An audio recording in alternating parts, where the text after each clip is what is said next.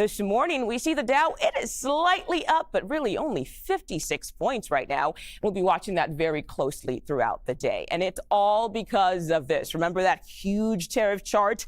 Well, in a bombshell ruling, a federal court blocked the White House from implementing that list. The U.S. Court of International Trade will freeze the president's sweeping 10% tariffs on our top trading partners. It includes that separate set of tariffs levied against China, Mexico, and Canada. Now, back in April, the president unleashed what he called his reciprocal tariffs without the help of Congress. The White House justified that with this law. It's the International Emergency Economic Powers Act of 1977, or IEEPA. And it gives the president the power to regulate imports during certain emergency situations. But then yesterday, a 3-judge panel rejected the government's interpretation of that. Keep in mind, these numbers on your screen were the original set of tariffs placed on these countries. The Trump administration has since hit the pause button to make room for negotiating new deals. So on that note, let's go live to the White House and CBS News correspondent Natalie Brand. Natalie, thanks for joining us today. These tariffs were a key part of President Trump's second-term agenda. So how is the White House responding to this ruling? Good afternoon, Mugo. Well, the White House is promising to appeal this decision by that 3-judge panel. And a spokesman continues to frame this as, a national security emergency, as defense for their sweeping tariff strategy, saying in a statement that the trade deficits that exist between the U.S. and other trading partners have decimated American communities, led to job loss, and weakened the defense industrial base, going on to say that it shouldn't be unelected judges deciding how to handle a national emergency. But note, one of the judges on that panel of the U.S. Court of International Trade includes one appointed by President Trump during his first term, and the judges in their ruling said that the president exceeded his authority in using that law passed by Congress to enact these sweeping tariffs on nearly all trading partners based on trade imbalances with other countries. So what's impacted here is that 10%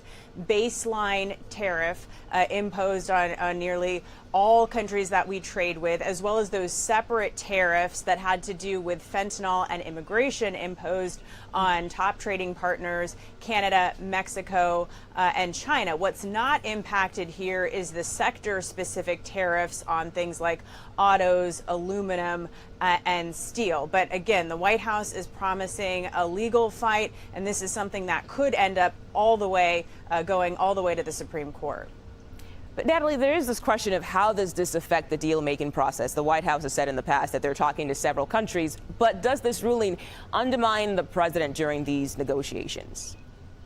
Yeah, the White House says they're talking to dozens of countries trying to make these trade deals in that 90-day pause that you outlined in the setup. And so there's no question that this has to have some impact. If you talk to analysts, these countries are now in wait-and-see mode to see how this plays out in the courts or what other additional actions the administration tries to take. However, White House economic advisor Kevin Hassett, speaking to Fox Business this morning, tried to downplay the impact. Notably, he didn't stop to speak to us when we tried to ask him about this. But here's what he told Fox Business, again, trying to say this will not have an impact. I saw last week, at the end of the week, 3 that were basically ready for the president's decision. And I don't know if people have had that conversation with him yet, but yes, there are many, many deals coming, and there were 3 that are basically look like they're done.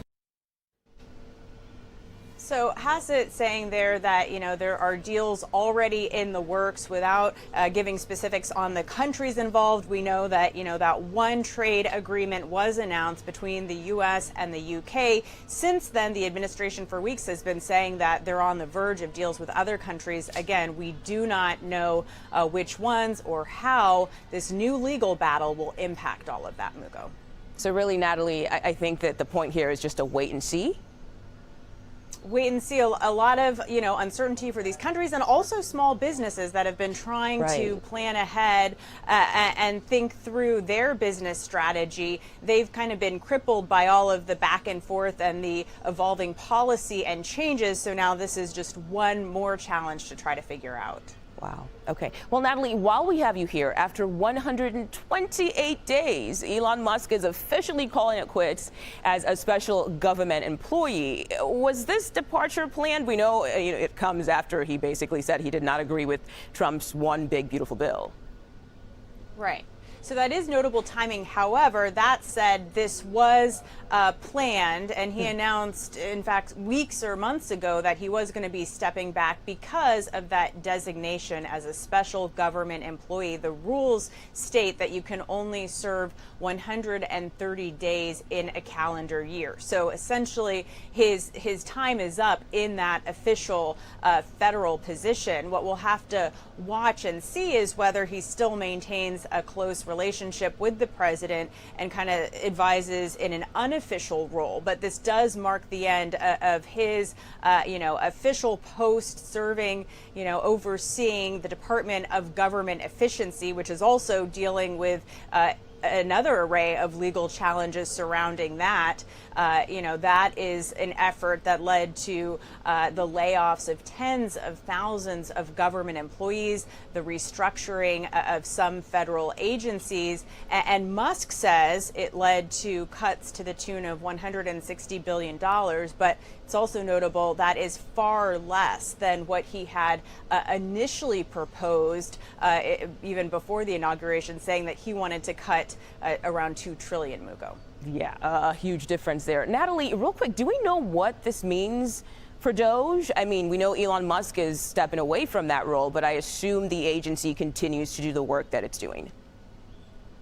Yeah, it's continuing to try to downsize federal government. That has been taken up as a priority of this administration, and even on social media, he alluded to that in a post announcing that his time was coming to an end as a special government employee. He said he wanted to thank the president for allowing him to try to cut wasteful spending, and that he hopes that will continue as a mission moving forward for this government. So some of the changes have already been implemented, and there's really no turning back. Although again, some of these legal challenges taking aim at what Doge has tried to do in terms of federal layoffs and also just expanded authority over some of these agencies, those do continue to play out. But we see from the Office of Management and Budget, they are still very much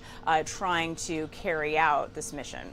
Okay, CBS News correspondent Natalie Brand, once again, thank you so much for joining us on 24/7 today.